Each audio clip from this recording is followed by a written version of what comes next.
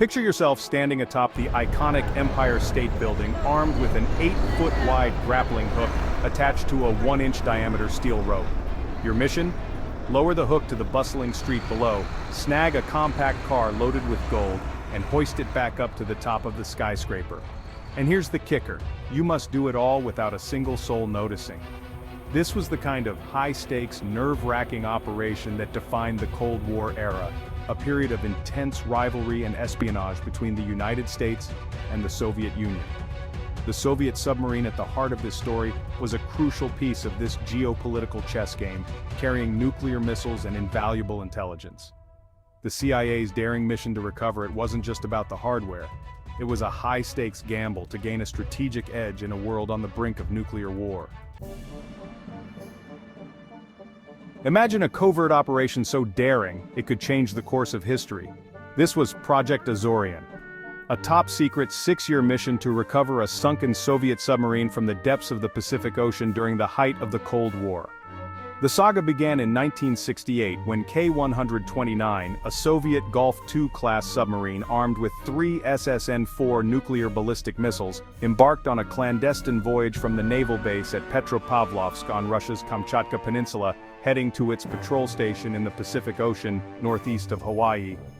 But soon after departure, the submarine and its entire crew vanished without a trace. After the Soviets called off their exhaustive search, the US made a stunning discovery. The submarine lay 1,800 miles northwest of Hawaii, resting 16,500 feet below the ocean's surface. The breakthrough came when US Navy sonar operators picked up mysterious acoustic signals, leading them to the wreck.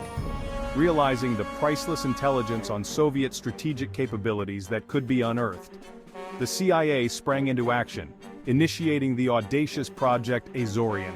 They joined forces with the Department of Defense and naval engineers to craft a daring recovery plan. The CIA took the helm of this high-stakes mission, with the Department of Defense providing crucial support.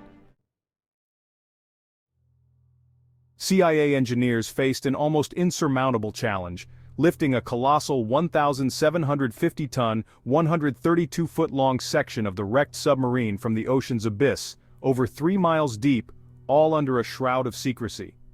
In 1970, after exhaustive analysis, a team of CIA engineers and contractors concluded that the only viable solution was to deploy a massive mechanical claw to seize the hull and a powerful hydraulic system mounted on a surface ship to hoist it from the depths.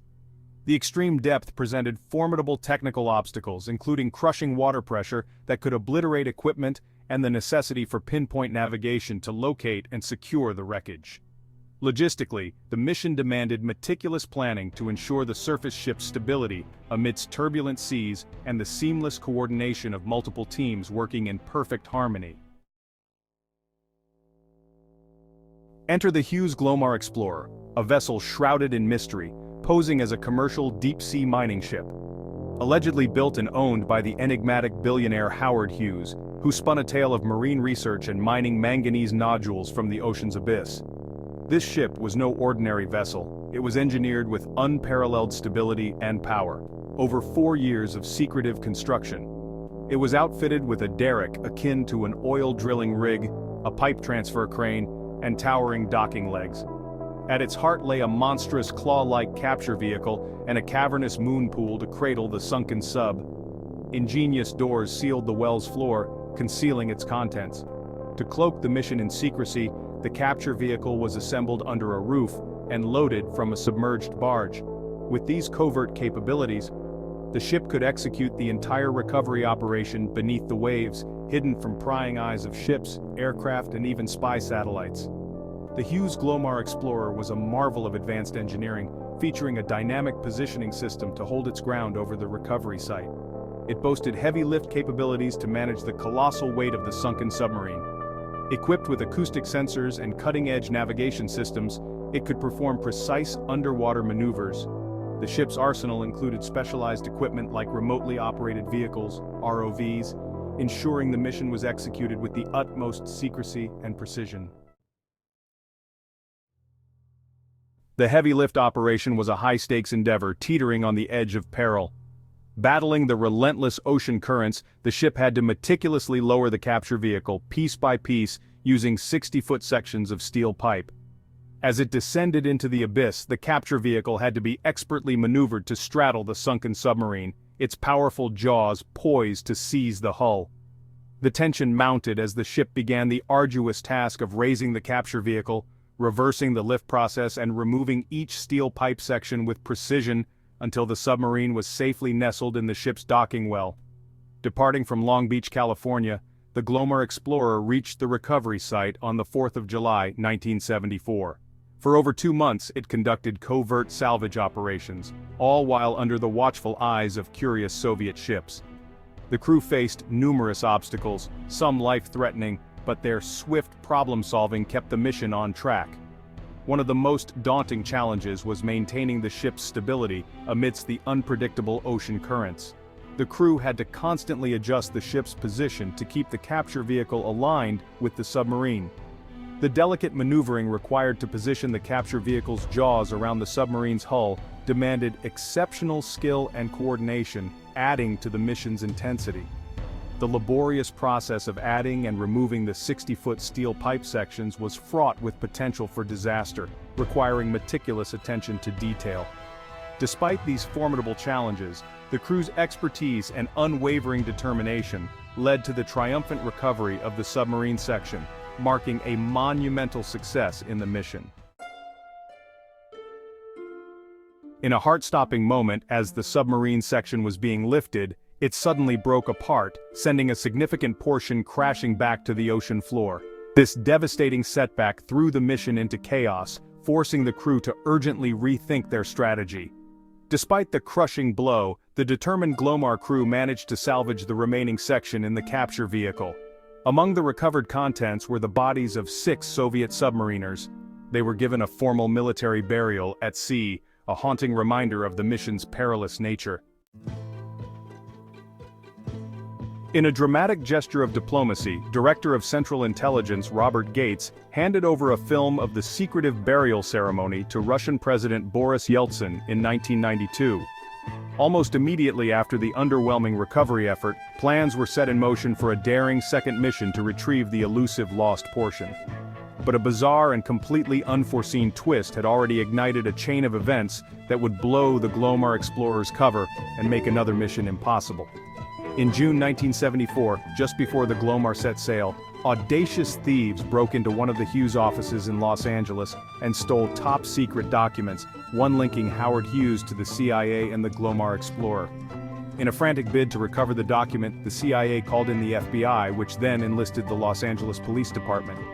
The high-profile search attracted attention, and by the autumn of 1974, the media began to buzz with rumors of a sensational story. Director of Central Intelligence William E. Colby made a personal plea to those who had uncovered details about Azorian, urging them to keep the project under wraps.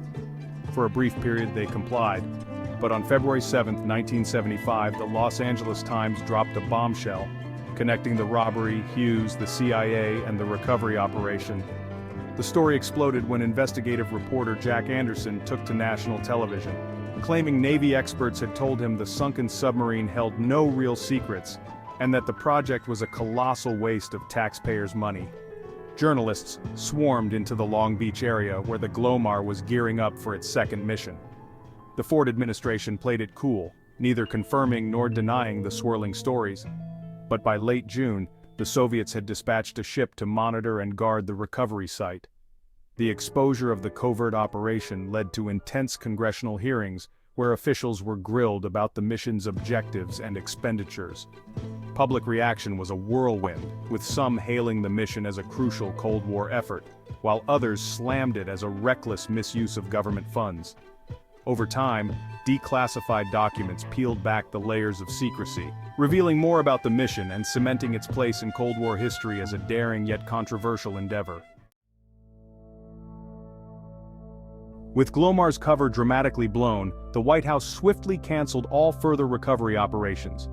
The Glomar's brief but daring covert career had come to an abrupt end, and after a series of experimental ocean mining voyages backed by a powerful consortium of industry leaders, it was mothballed for over a quarter century, shrouded in mystery.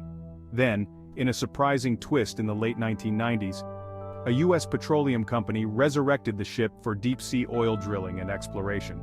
Renamed the GSF Explorer, the ship embarked on a new chapter, still in use today for its thrilling deep-sea missions. Decades later, the mission was declassified, unveiling the audacious scope of the CIA's ambitious efforts. Although the full recovery of the Soviet submarine eluded them, the mission yielded invaluable intelligence. The Glomar's legacy endures as a testament to Cold War ingenuity and the extraordinary lengths nations will go to secure strategic advantages. Although Project Azorian didn't achieve all its intelligence goals, the CIA hailed it as one of the most audacious intelligence coups of the Cold War. Project Azorian stands as an engineering marvel, pushing the boundaries of deep ocean mining and heavy lift technology.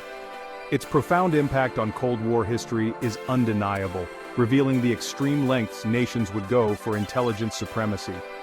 The groundbreaking technologies developed during the project paved the way for modern deep-sea exploration and engineering marvels.